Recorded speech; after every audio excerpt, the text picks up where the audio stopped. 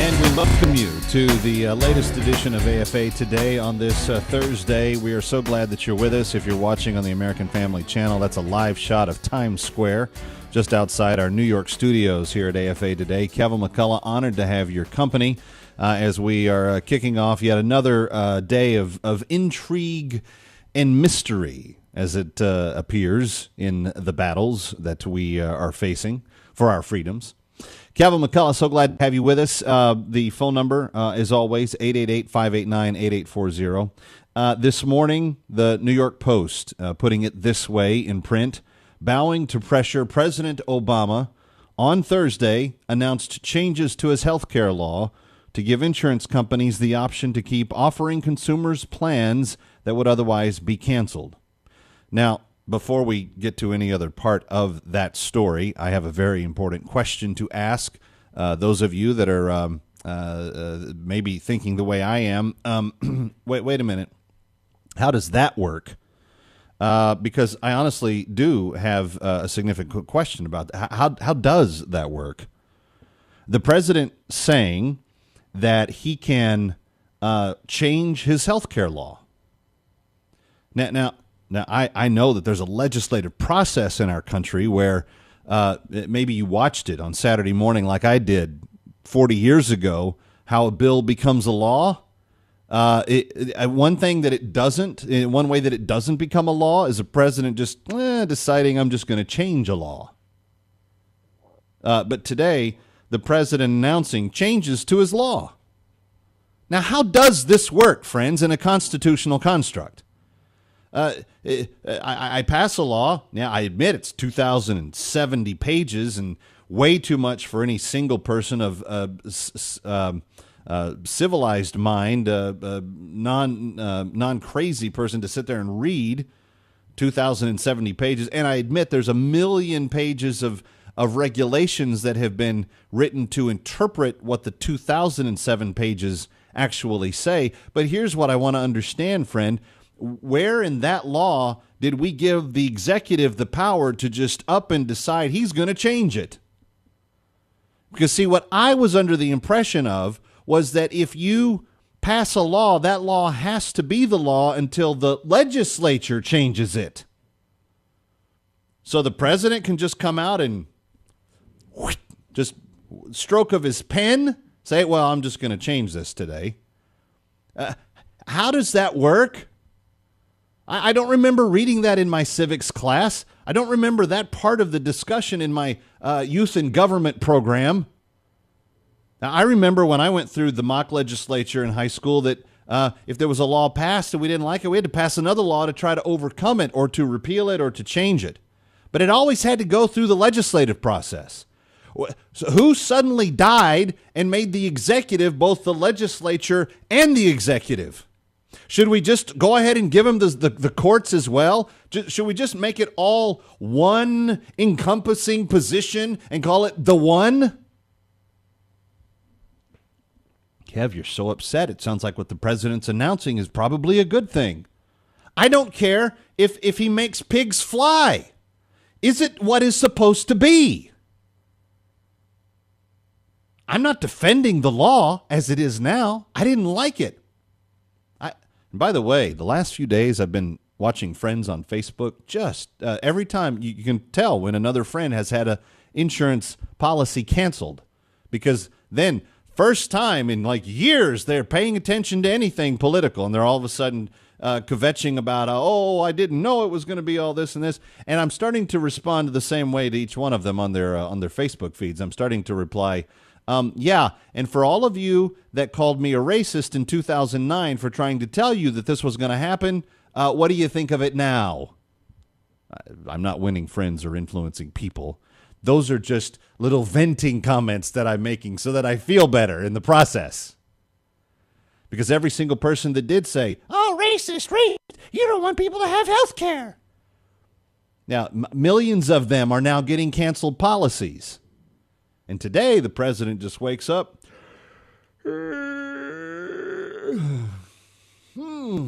Yeah, get out of bed. Let me be clear. I think that I'll just change the law today. Let me be clear. We'll just change the law. And you know what we're going to allow now? We're going to allow insurance companies to, we're going to allow them to keep the plans that they had that I was calling subpar earlier. Yes, I know. I called them subpar, and it was really just me being a snickerty widget because I was just saying these are subpar according to my taste, the elected elevated class that knows better than everybody, all of you, because you people, you didn't go to Harvard Law, you were an editor of the Harvard Law Review, you're not Barack Obama, so you can't possibly be as smart as me. But let me be clear, I'm just going to change the law so that now you can keep your plans. I don't know. Did we just throw out the Constitution?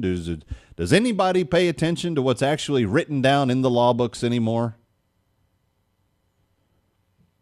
He says the administrative changes will be good for 1 year. Oh, really? Who decided that? Did my congressman get to vote on it? Present? Yes, no, present? Abstaining? Did my congressman get a say on that at all? Did yours? The president went on to say, this fix won't solve every problem for our person, but it's going to help a lot of people. Because I've known since 2009 that tens of millions of people were going to lose their health insurance, and I just didn't do anything about it. Let me be clear. He also acknowledged, and I'm glad that this is coming around, he acknowledged that we fumbled the rollout of this health care law and pledged to just keep on chipping away at the problem until the job's done. Yeah, count me in the group of people that would like the government to just stop working on this problem altogether, because it seems like the more you work on it, the bigger mess you make. Maybe I'm confused. Maybe I'm not seeing it properly, but that's what it looks like to me. The president has been under enormous pressure from congressional Democrats to give ground on the cancellation issue under the health care overhaul program, a program likely to be at the center of next year's midterm elections for control of the House and Senate. Now we get to the bottom of the problem here. Yes, there are many people. They are elected to Congress. They're going to be tossed out because people are going to be angry that they don't have what they can afford. It's unclear what the impact of Thursday's changes will be. I would guess, because no one knows what they are, because the president's just using his magic presidential wand to change the law. Abracadabra, kaboom! It's changed. Insurance companies will be required to inform consumers who want to keep canceled plans about the protections that are not included under those plans. Can you imagine?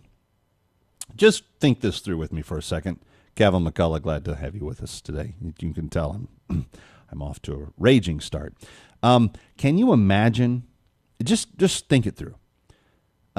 If you're in the policy communication office of one of these insurance companies, okay, so for the last 3 years, you've had the federal government going, you don't offer enough coverage in your policies, so you have to change your policies because now you got to give men birth control coverage. Men don't use birth control. Well, we know, but you have to offer it anyway. You also have to offer them mammograms. Men don't use mammograms. We don't need mammograms. Those are just for ladies. No, you have to offer it. It doesn't matter. It has to be in the policy because the law said it has to be in the policy.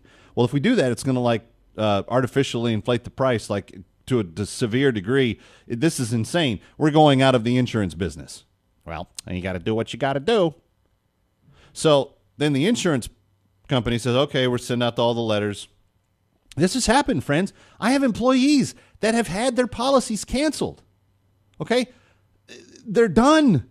The policy's over. It's been completed. It's finished. It's done. Now all of a sudden, we're back. Look, we mixed this up. The president's actually going to let you still offer those subpar policies. We canceled all of them. Yeah, well, we know, but now you can offer them again. Can you imagine having to do the bookwork on this? Being in the office of the insurance company, trying to sit there, figure out what you got to offer, what you don't have to offer. Now you get to go back and offer what you just told everybody you canceled. I tell you what, no joke on this. If I owned an insurance company that was affected by this policy, and I kid you not, I promise you, that I would take this action. 100% truthfulness from the heart of Kevin McCullough. If I owned an insurance company that was in this mess right now, I would lay the biggest lawsuit onto the federal government, the President of the United States, and the former Speaker of the House, Nancy Pelosi, you've ever seen. Because the liability to the business of a private company like an insurance company that this nonsense has created, it threatens their entire livelihood. Every employee that works for the company, their job's been up and down and up and down. Like, seriously, I would lay just for no other reason than to make a judge say to the government, okay, until you can figure out what it is you're actually trying to do, you're not going to be allowed to disrupt the entire, like, 1/5 of the economy and put people's jobs in jeopardy and their medical coverage in jeopardy and everything else. I would do that in a heartbeat. But I'm not I don't own an insurance company. But if there are any executives of prominent insurance companies that would like to hear more about my idea, my email address is kmcradio@gmail.com. Kevin McCullough at your service. In all seriousness, friends, and yes, I can have a rant and, get a lot of this off my chest today. But in seriousness, there are serious violations of the law occurring. The president doesn't have the power to, with the stroke of a pen, just line item stuff out of the law. We've never voted to give the president a line item veto, and that would only be applicable at the signing of a law. It's not like forever that he gets to go back and strike things, but that's only striking things. What the president is talking about doing is actually just changing the law.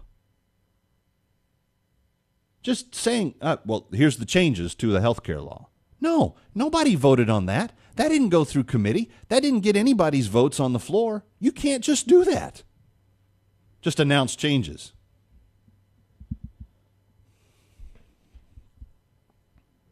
Okay, your thoughts on this. 888-589-8840, 888-589-8840. Let me quickly go to Billy calling from Oklahoma. Billy, you're up first on AFA Today here on AFR Talk. Hi. Well, I first want to say I agree with what you were talking about, the president not having the right to change the law once it's passed. Having said that, I am a registered Democrat, and I am in favor of having health care for our citizens. And I think that the problem has been is that the Republicans on both sides, Senate and in Congress, have not offered any solutions or any alternatives to that is patently untrue, Billy. That is patently untrue. Patently untrue. They've tried to do away with it. So instead of trying to do away with it entirely, why not we fix it? Why don't we make the corrections that need to be done? Billy, some of us studied this issue in 2009 when it was coming out, and the reason you can't fix this is because it's not fixable. It's a great big gigantic globule of a mess. And the problem here is you're trying to force private industry to act in a way that private industry doesn't have the ability to act. I'll explain more about that when we continue. I'm Kevin McCullough. More of your calls next. It's AFA Today on AFR Talk. Glad you're with us here on this Thursday edition of AFA Today.